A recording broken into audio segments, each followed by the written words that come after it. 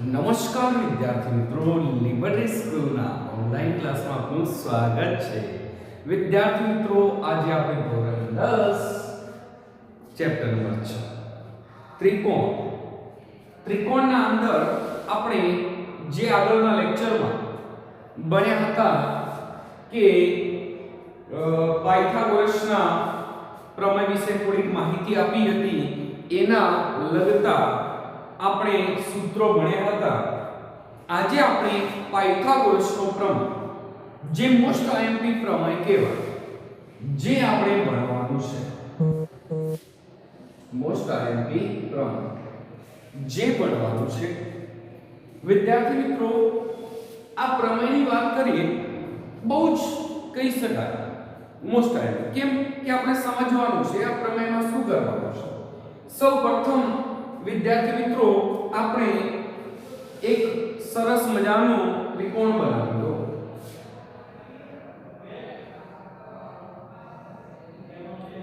આ જે ત્રિકોણ છે એ કેવો ત્રિકોણ છે? કાટકોણ ત્રિકોણ છે. વિદ્યાર્થી મિત્રો, આ કાટકોણ ત્રિકોણમાં આપણે સારી રીતે સમજીએ કે શું કહેવા માંગે છે, કેવી રીતે કહેવા માંગે છે. કે કાટકોણ ત્રિકોણમાં કર્ણનો વર્ગ, કર્ણ એટલે તમને વિદ્યાર્થી મિત્રો આમ કેવી રીતે ખ્યાલ આવે કાટકોણ ત્રિકોણ છે? તો આ ખૂણો કાટખૂણો છે. કાટખૂણા સામેની બાજુ કર્ણ કહેવાય. આને કહેવાય A B C. કાટકોણ ત્રિકોણમાં કર્ણનો વર્ગ બાકીની બે બાજુના વર્ગનો સરવાળો. આપણે એક ત્રિકોણ આપી દીધું, જે ત્રિકોણ ABC છે, જેમાં ખૂણો B કાટખૂણો છે. સૌપ્રથમ વિદ્યાર્થી મિત્રો, આપણે પક્ષ લખીશું. પક્ષમાં શું કહી શકાય? કાટકોણ ત્રિકોણમાં, અને પાછળનો ભાગ જે છે એ સાધ્ય કહેવાય. પક્ષ આમાં કાટકોણ ત્રિકોણ, કયો કાટકોણ ત્રિકોણ છે? કે ત્રિકોણ ABC કાટકોણ ત્રિકોણ છે, જેના અંદર ખૂણો B કાટખૂણો છે. તો આપણે લખીશું કે ત્રિકોણ ABC કાટકોણ ત્રિકોણ છે, અને ખૂણો B કાટખૂણો છે. આ પક્ષ, આના પછી સાધ્ય. સાધ્યમાં શું, જે હવે આકૃતિમાં દોરીશું એ સાધ્યમાં લખાય ના, જે સાબિત કરવાનું છે એ સાધ્યમાં લખવું પડે. તો આપણે અહીંયા શું સાબિત કરવાનું? કે જે પાછળનો ભાગ છે એ બધું સાધ્યમાં લખાય. તો શું છે કે કર્ણનો વર્ગ, કર્ણ કયો? કે કાટખૂણાની સામેની બાજુ કર્ણ એટલે કે AC, AC નો વર્ગ. કર્ણનો વર્ગ બાકીની બે બાજુના વર્ગના સરવાળા જેટલો. બાકીની બે બાજુ કઈ? AB અને BC.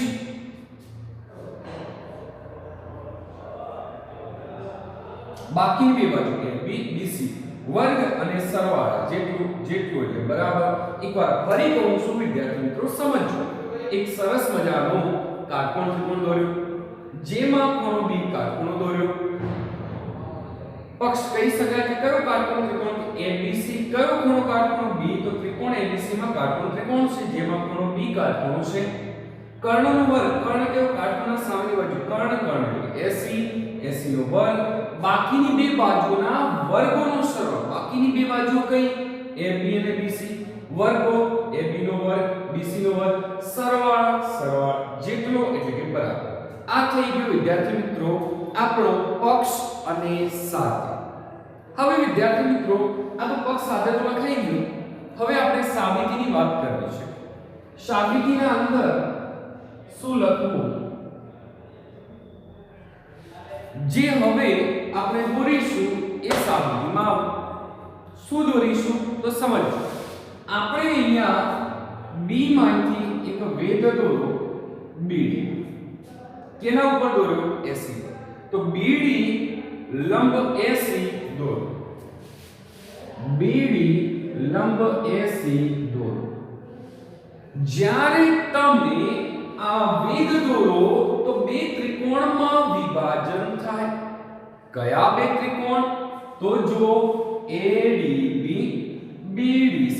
આ ક્રમમાં યાદ રાખજો વિદ્યાર્થી મિત્રો, કારણ કે તમે જો ABD કહી દીધું, BDC તો તો પણ તમારો સમરૂપ થવાનું અલગ અલગ થઈ જાય કે બે કાટખૂણા અહીંયા બને છે અહીંયા બનતો નથી આ તો ABC માં અહીંયા બને છે તો વિદ્યાર્થી મિત્રો આપણને કેવા વેદ દોર્યો તો ત્રણ ક્રમમાં આવ્યા એક ABC AB' C હોવાથી આનો મતલબ શું AC એટલે શું કયા બે ટુકડાનો સરવાળો AD અને DC તો આપણે લખી શકાય AC બરાબર AD વત્તા DC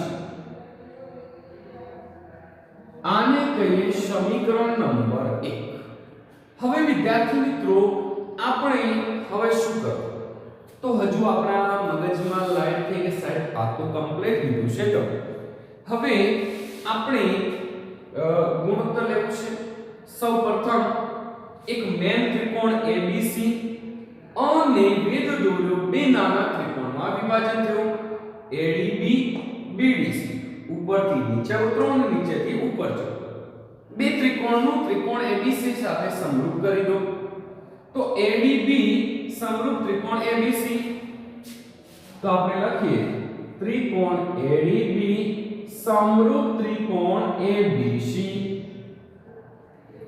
સરસ મજાનો વિદ્યાર્થી તમે કીધો આપણે અહીંયા બે સમરૂપ ત્રિકોણ કીધો ઓહો સાહેબ આ કેવી રીતે કીધું આગળના લેક્ચરમાં આપણે પ્રમેય સરસ મજાનો લખ્યો હતો એમાં આપણે સમજ્યા કે મૂળ ત્રિકોણને સમરૂપ બે ત્રિકોણ બની શકે અથવા આ બંને ત્રિકોણ પણ એકબીજાને સમરૂપ હોય એવું આપણે આગળના લેક્ચરમાં ભણી ચૂક્યા હા સાહેબ ભણ્યા તો હતા તો હવે શું તો વિદ્યાર્થી મિત્રો આ સમરૂપ તો કીધી આપણે તમારી સમજ માટે હું બે નાના ત્રિકોણ દોરું જે પરીક્ષામાં દોરવાના નહીં રફ કામમાં પાછળ દોરો હમણાં દોરીશ તો તમને ખ્યાલ આવશે બાકી પરીક્ષામાં કોઈ જરૂર છે નહીં તો આપણે વિદ્યાર્થી મિત્રો અહીંયા આગળ બે કાટકોણ ત્રિકોણ દોરીએ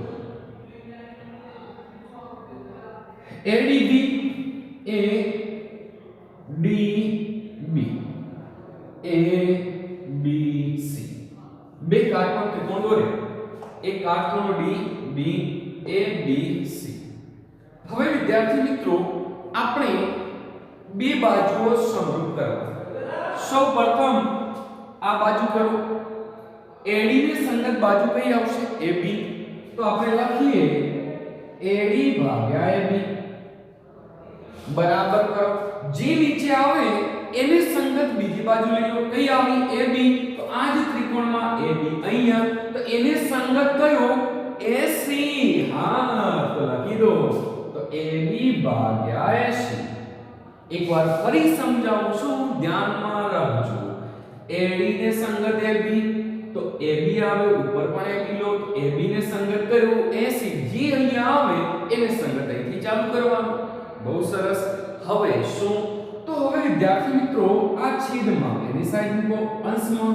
આ છેદ પેલી સાઈડ જાય અંશમાં તો આપણે કહી શકાય AD.AC AB.AB એટલે શું થાય લખી દો AD.AC AB.AB એટલે AB નો સ્ક્વેર જેને આપણે સમીકરણ 1 કહીશું વિદ્યાર્થી મિત્રો આપણે એક ત્રિકોણને સમરૂપ કીધું અને એક આપણે સમીકરણ મેળવ્યું આને એક કીધું તો આને શું કહીશું બે હવે વિદ્યાર્થી મિત્રો આ ત્રિકોણને સમરૂપ કીધું તો હવે આ મારા ત્રિકોણને સમરૂપ કેવું કયો ત્રિકોણ BDC મૂળ ત્રિકોણને સમરૂપ કયો ABC તો આપણે લખી દઈએ BDC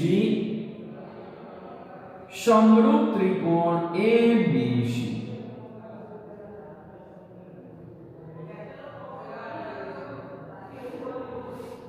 વિદ્યાર્થી મિત્રો આપણે અહીંયા ત્રિકોણ દોરી લઈએ BDC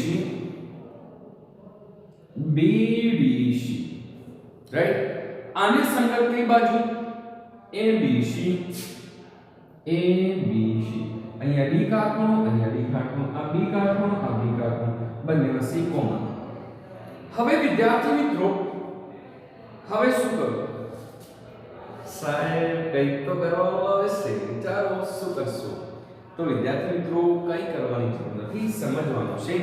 આપણે અહીંયા આગળ સૌપ્રથમ હમણાં તો આ લીધી બાજુ, તો કયા લઈ લો? BC ને સંગત કઈ આવશે? BC. તો લખી દો DC ભાગ્યા BC. છેદમાં કઈ આવે? BC. તો અહીંયા ગોતો કઈ BC?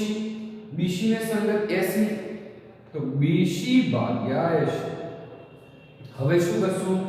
છેદ પેલી સાઈડે અંશમાં, આ છેદ પેલી સાઈડે અંશમાં. DC dot AC. BC ગુણ્યા BC એટલે શું થાય? BC નો સ્ક્વેર, જેને આપણે સમીકરણ નંબર 3 કહેવાય. હવે વિદ્યાર્થી મિત્રો આપણે શું કરવાનું છે? આટલું તો લઈ દીધા, મૂળ આપણે 3 સમીકરણ લઈ દીધા. હવે શું કરવું? તો કંઈ નથી, હવે સમજવાની જરૂર છે ખાલી. સમીકરણ 2 અને 3 નો સરવાળો કરી દો. સમીકરણ 2 અને 3 નો સરવાળો કરતા સમીકરણ 2 શું આપેલું છે? લખી દો AD ડોટ AC સરવાળો એટલે plus DC dot AC AB નો સ્ક્વેર વત્તા BC નો સ્ક્વેર. આ બંનેમાં આપણને કોમન શું દેખાય છે? આ બંનેમાં આપણને કોમન AC દેખાય છે. લખી દો AC. અહીંયા શું વધે? AD નિશાની પ્લસ અહીંયા શું વધે? DC. m ના m AB સ્ક્વેર વત્તા BC સ્ક્વેર. AC m ના m AD વત્તા DC. AD વત્તા DC એટલે શું? AC. કેના પરથી? સમીકરણ 1 પરથી. લખી દો AC AB નો સ્ક્વેર વત્તા BC નો સ્ક્વેર. સમીકરણ 1 પરથી AC ડોટ AC એટલે શું લખાશે? AC નો વર્ગ AB નો વર્ગ વત્તા BC નો વર્ગ, જે આપણું પ્રમેય સાબિત કરવાનું હતું. જોઈ લો AC સ્ક્વેર બરાબર AB સ્ક્વેર વત્તા BC સ્ક્વેર. ઓહો સાહેબ, શું પ્રમેય છે! મોસ્ટ આઈએમપી પ્રમેય છે. વિદ્યાર્થી મિત્રો સારી રીતે તૈયાર કરી દેજો. કંઈ પણ હાલતે આપણે તૈયાર હોવું જોઈએ અને બહુ સરસ રીતે લખી પણ કાઢજો, જેથી તમને ખ્યાલ આવી શકે. વિદ્યાર્થી મિત્રો આપણે આ પ્રમેય વ્યવસ્થિત સારી રીતે સમજ્યા હશો અને સાથે સાથે લખ્યું પણ હશે.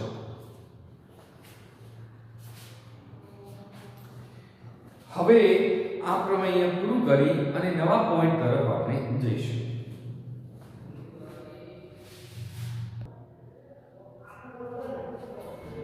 વિદ્યાર્થી મિત્રો હવે આપણે એક પ્રમેય પાયથાગોરસનું ભણ્યા, એના પરથી દાખલો કેવી રીતે ગણી શકાય એના પર આપણે ચર્ચા કરી. વિદ્યાર્થી મિત્રો આ દાખલાની વાત કરીશું. એક નિશાળની દિવાલને અડેલી એવી રીતે ગોઠવી છે જેથી તેનો નીચેનો છેડો દિવાલથી 2.5 મીટર દૂર રહે અને તેનો ઉપરનો છેડો જમીનથી 6 મીટર ઊંચે રહે. એક બારીને અડેલી નિશાળની લંબાઈ શોધવાની છે. વિદ્યાર્થી મિત્રો એક કામ કરીએ. આ એક સમક્ષિતિજ સપાટી છે. આ સમક્ષિતિજ સપાટીને આ એક દિવાલ છે. શું છે? દિવાલ. દિવાલ પર એક આ સરસ મજાની નિસરણી ટેકવી છે.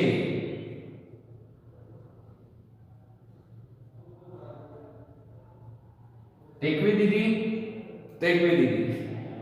એક નિસરણી દિવાલને અડેલી એવી રીતે ગોઠવી છે જેથી તેનો નીચેનો છેડો દિવાલથી 2.5 મીટર દૂર હોય. આ દિવાલ, આ તેનો નીચેનો છેડો કેટલો દૂર? 2.5 મીટર. હવે શું કરીએ છીએ? તેનો ઉપરનો છેડો જમીનથી 6 મીટર ઊંચે. આ જે ઉપરનો છેડો છે એ જમીનથી 6 મીટર ઊંચે રહે. નિસરણીની લંબાઈ આ શોધવી છે. દોડ દીધું. ખ્યાલ આવી ગયો? માપ આવી ગયું છે. કરવું શું? હવે ચર્ચા કરીએ. શું કીધું? એક દિવાલ છે. દિવાલે નિસરણી ટેકવી છે જે દિવાલથી ટોચનું અંતર 6 મીટર અને છેડા વચ્ચેનું અંતર 2.5 મીટર. નિસરણીની લંબાઈ શોધવાની છે. વિદ્યાર્થી મિત્રો સરસ મજાનું આમ જોવા જઈએ ઓહો સાહેબ આ તો કાટકોણ ત્રિકોણ છે હા કાટકોણ ત્રિકોણ છે રાઈટ આમાં કયો ખૂણો કાટકોણ માનો કે આ ચલો વિદ્યાર્થી મિત્રો આનું આપણે થોડુંક અંશે નામકરણ કરી દઈએ આનું નામ A B C કાટકોણ ત્રિકોણ હોય અને બે બાજુના માપ આપ્યા હોય ત્રીજી બાજુનું મેળવવું હોય પાયથાગોરસનો પ્રમેય જે તમે પહેલેથી ભણતા આવ્યા છો આમાં કોઈ નવાઈ નથી તો પાયથાગોરસનો પ્રમેય શું હતું હમણાં જ ભણ્યા કાટકોણ ત્રિકોણમાં કર્ણનો વર્ગ બાકીની બે બાજુના વર્ગના સરવાળા બરાબર કર્ણ કયો તો કાટખૂણાની સામેની બાજુ કર્ણ AC તો આપણે લખી દઈએ ત્રિકોણ ABC માં ખૂણો B કાટખૂણો છે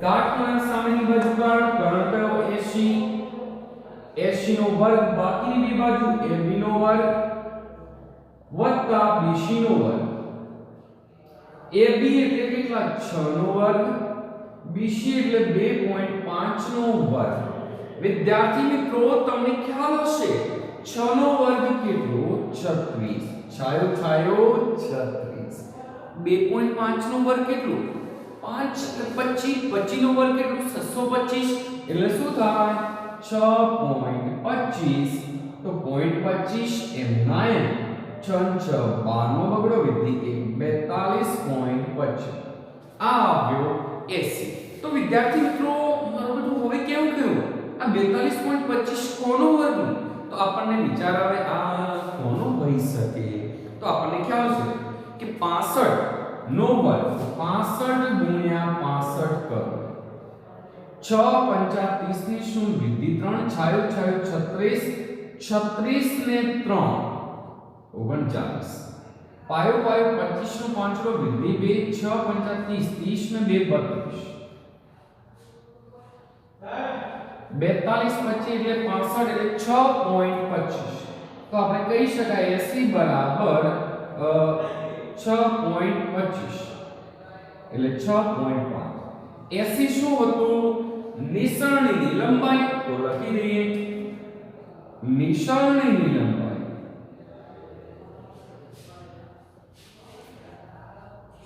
6.5 મીટર છે વિદ્યાર્થી મિત્રો સરસ મજાનો આ દાખલો તમે સમજ્યા અને આ દાખલો વ્યવસ્થિત તૈયાર પણ કરી દેજો આ દાખલો ખાસ આઈએમપી દાખલો પણ છે જે આપણી પરીક્ષામાં પૂછી પણ શકે છે તો તમે વિદ્યાર્થી મિત્રો સારી રીતે સમજી લેજો